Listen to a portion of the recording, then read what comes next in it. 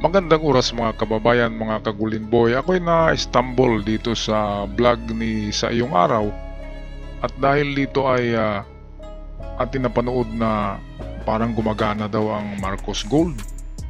Dahil ang World Bank ay nagsisiwalat na gumaganda daw ang ating ekonomiya mag-umpisa noong July of 2025. Gaano nga ba ito katotoo? Sana, ano? Kasi kung gumagana na nga yan ay makakatulong sa ating ekonomiya.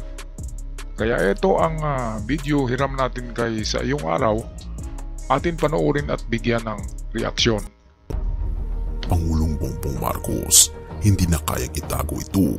World Bank, in-expose na. Nito lang ang tanong, mga ginto ng mga Marcos, gumagana na? Ito ay isang misteryong dokumentaryo na hindi na maitatago. Hi Ron, the World Bank urged the Philippines on Tuesday to double down on domestic reforms. World Bank lead economist Gonzalo Varela pointed out that there... Noong Hulyo 15, simula na ng pagbubunyag. Sa ilalim ng dilim ng kasaysayan at pandemya, isang liwanag ang unti-unting sumisiklab, isang ulat mula sa World Bank ang sumabog sa katahimikan at sa gitna nito ang pangalang Marcos at ang pamumuno ni Ferdinand Bongbong Marcos Jr. ay tila muling umaalingaw-ngaw sa buong mundo. At ito na ang simula ng pagbubunyag na hindi na maitatago. Noong Hulyo 15, inilabas ng World Bank ang ulat na tila sumira sa katahimikan ng mga nag-aalinlangan at mga kumukontra sa pamahalaan. Running uphill, growth, jobs, and the quest for productivity. Sa unang tingin, ito ay isang karaniwang economic report. Ngunit sa mga mata ng nakakaunawa, sa itong pahiwatig, isang pagbubunyag. Ang Pilipinas, ayon sa World Bank, ay nangungunang tagaganap sa Asia.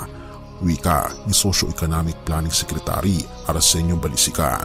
Hindi raw ito aksidente, ito raw ay bunga ng mga reformang pinaghirapan, mga reformang inilatag ng administrasyon ni Pangulong Marcos Jr. At ang tanong na gumugulo sa marami, gumagana na nga ba ang mga ginto ng mga Marcos? Ayan, so gumagana nga ba mga kababayan, mga ka-treasure hunter? Gumagana ba? Okay, di natin sure yan. Pero ang masama kasi ngayon sa Pilipinas ay itong awayan sa politika, yung bangayan, di ba? Kapag katulad nito, nag-ulat ang World Bank, lalo na yung economist nila na si Barila, nag-ulat na nagdoble ang economic growth ng Philippines noong July of 2025. Noong July lang ay tumaas ang ating economic growth at dumudoble. Pero hindi mapapansin ng mga balitang ito kasi binabara kaagad ng mga DDS vlogger at sinasabi kaagad na wala, hindi yan totoo, piki. Kaya na-neutralize ang mga tao. Imbis na maniniwala ay hindi na. At karamihan ay nadadala talaga sa DDS na na impluwensyahan ang utak. At palaging iniisip yung mga pulburon video na yan. Kaya ito talaga, itong siraan na ito, hindi talaga ito maganda sa Pilipinas. Kasi imbis na bibilib yung mga tao sa administrasyon ay hindi. Dahil nga mayroong mga trolls na palaging sumisira.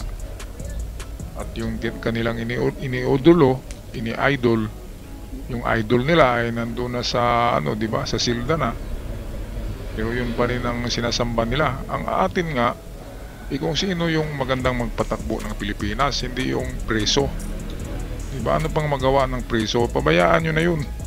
Nandun na Hanap tayo ng bagong kapitan ng barko. Kapag nawala si PBBM, hanap tayo ng bago yung maganda at magaling. Kaya ito nga, maraming nagtaka, napakaraming proyekto ni PBBM, pero ang utang ay 3 trillion pa. Plus, ang dami nating binibili ng mga jet fighters. Meron tayong planong bibilihin ng mga missiles, pang depensa, mga pandagdag na barko galing Japan at submarino ng US. Marami tayong bibilhin yan. Saan ba tayo kukuha ng pera? Diba? Bakit kukunti lang ang utang ni PBBM? Ang dami-daming project. Maraming mega project si PBBM, yung tulay ng Bataan Cavite Interlink, merong Metro Manila Subway, yung underground train, merong bagong airport sa Pampanga yata yun, at marami pang iba ng mga proyekto, at lahat ng mga yan ay naku, trilyones ang halaga ng mga proyekto na yan. Plus meron pa tayong bagong budget sa taon na ito sa ating gobyerno, di ba? Kaya malaki talaga ang utangin ng bawat presidente sa bawat taon. Pero yung iba, utang ng utang, walang proyekto. Kaya saan napunta ang pera, yun ang problema. Si PBBM, tulad ng kanyang ama, ay napunta talaga sa mga proyekto yung pera na inutang. Okay, ngayon, sabi, kung may gold, bakit mangutang pa? Masyadong halata eh. Huwag ipahalata, kaya mangungutang tayo para hindi mahalata na may gold. Pero hindi ba kayo nagtaka bakit yung ating utang ay aprobado? Bakit palaging aprobado ang utang natin kahit malaki? Dahil nga meron tayong nakadeposito ng mga ginto. Na yun yung backup. Yun yung collateral. Alright, balik tayo dito sa ating kaibigang Sa Iyong Araw. Isang gintong layunin, pag-angat ng bansa. Ipinapakita sa ulat na bumaba ang antas ng kahirapan mula 18% noong 2021 sa 15.25% noong 2023. Ang unemployment rate, 4.3% na lamang, mas mababa pa sa inaasahan ng gobyerno. Bawat bilang, bawat porsyento, tila isang kodigo na dahan-dahang nagsasalaysay ng pagbawi at pagbangon. Hindi aksidente ang mga tagumpay na ito, muling diin ni Balisakan.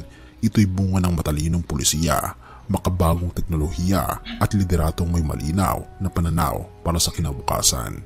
Mula sa mabilis patungong mas mabilis at matagalang pagunlad. Ayon kay World Bank lead economist Gonzalo Varela, ang Pilipinas ay dumoble ang GDP sa loob lamang ng 30 na taon, ngunit hindi pa sapat ang susi, human capital, productivity at tapang na palitan ang luma at makalumang sistema. Parang eroplanong may isang engine pa lang ang bansa, wika ni Varela. Kailangan ng gamitin ang buong makina, ang sipag, talino at husay ng Pilipino. Sa mga hindi nakakaalam, sa pagitan ng mga linyang ito, tila sinasabi ng mundo, Pilipinas, gumising ka, panahon mo na. At dito pumapasok ang susi sa pandaigdigang ekonomiya. Tayo ay nakahanda. Tila isang patak ng liwanag sa dagat ng kaguluhan. Sa geo-economic landscape, ang Pilipinas ay nagsisilbing huwaran. Habang ang ibang bansa ay nag-aalinlangan, ang Pilipinas ay lumalaban. Sa pumuno ni Pangulong Bongbong Marcos, ang mga balakid ay ginagawa ng tulay. Bawat piso ay dapat may balik sa tao. Pahayag ni Balisikan. Okay, so balikan natin yung sinabi ni Gonzalo Varela, yung economist ng World Bank. Sabi ni Varela ay ang Pilipinas ay parang eroplano, may dalawang makina, yung left and right wing, mayroong jet engine, pero isang makina lang daw ang ginamit natin. Kaya sabi ni Varela, gising Pilipinas, gamitin nyo yung dalawang makina nyo. So ibig sabihin yan, yung makina, ayun yung nagpagalaw sa Pilipinas. Ano ba yun? Hindi pera. Ngayon, bakit alam ni Varela na meron tayong dalawang makina at isang makina lang pinapaandar? Baka nagparinig na, di ba? Na oops, meron kayong ano dito, oy, psst, ganyan. Meron kayong deposito dito na ginto, gamitin nyo na to. Ginagamit nyo ay utang nyo eh. Gamitin nyo na to, pangalawang makina nyo. Bakit isang makina lang yung ginagamit nyo? Kasi kakaiba na pahiwatig ni Varela yun eh, yung economist ng World Bank. At bakit nakikialam ang World Bank sa balita tungkol kay FM? Kasi World Bank eh. Doon nga tayo ng utang eh. Pero doon din merong deposito ang ama ni PBBM, di ba? World Bank at Bank of Switzerland. Meron dyan. Kaya nga, sabi ng karamihan ay gumagana na daw ang interest. Ang interest lang daw ang ginagamit ni PBBM. Minsan pangdagdag, minsan ginagamit, di ba? Pero kung totoo yan, ay talagang itutulong yan. Pero in a very secret secret way. Hindi ipapahalata. Kung ipapahalata mo yan, lalong magkagulo ang Pilipinas, di ba? Babalik naman yung PCGG ni Cory na i-sequester yung mga ginto. Ay nako, ang Pilipino talaga. Hindi tayo makarating sa paruroonan kung palaging mayroong mga hurdles, mga hadlang. Katulad ngayon, kapag may magandang balita, babanatan ka agad ng DDS trolls para malusaw, di ba? Malulusaw yung magandang balita eh. Ang gusto nila na balita, digong eh. Si digong wala na nga eh. Nakabaluktot na eh. Hindi na makatayo, tapos digong pa rin. Hanap kayo ng magandang mamumuno. Yung maliksi pa, yung maliksi ang katawan, maliksi ang pag-iisip. Hindi yung para mura ng mura na lang. Okay, balik tayo sa ating kaibigang sa iyong araw. Tila itong panata, isang pangakong hindi lang para sa statistika, kundi para sa bawat Pilipinong nangangarap. At ang tanong ng marami, gumagana na nga ba ang ginto? Habang lumalakas ang ekonomiya, dumarami ang haka-haka. Ang mga yaman bang itinatago noon ay unti-unti nang inilalabas para sa bayan? Hindi pinangalanan ng World Bank, ngunit resulta, tila kapansin-pansin. Ang mga proyekto, ang mga reforma, ang mabilis na pagbangon, tila sinasabi na may pinanggagalingan itong lakas. At kung ito man ay mula sa makasaysayang kayamanan o mula sa bagong liderato, di natin alam. Isang bagay ang malinaw, ang Pilipinas ay muling bumabangon. At ito ang dakilang mensahe. Ito'y simula pa lamang.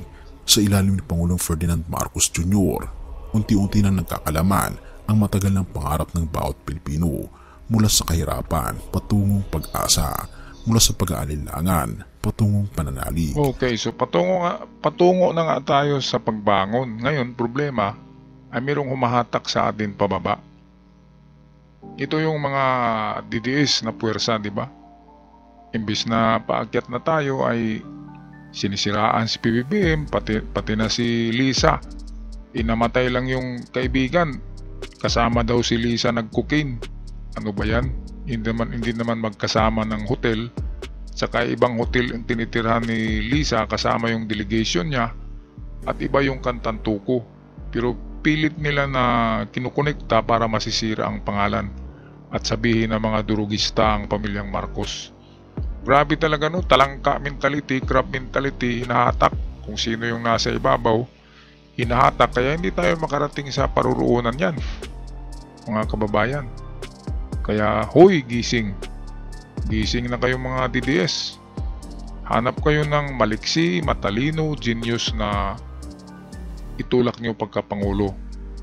Huwag yung mura lang ang naiisip at tukhang at kung ano-ano pa, di ba? Yung makadiyos din, importante yan. Kasi kung hindi makadiyos, ay matulad kay Atong Ang. Matulad kay Digong na involve sa tukhang at kung ano-ano pa, di ba? Alright mga kababayan, ano sa masabi nyo dito? Talagang gumagana na nga ba ang Marcos Gold? Hindi ka anong mapublish eh. Hindi pinapublish at kung mapublish ay lulusawin ka agad ng DDS vlogger. Haharangin ka agad. Alright, pag-comment na lang sa ating comment section at sa mga bago pa lamang nakabisita, huwag kalimutan mag-subscribe. Malaking tulong para sa aming mga content creator. Hanggang sa muli, paalam at ingat ang lahat. God bless the Philippines.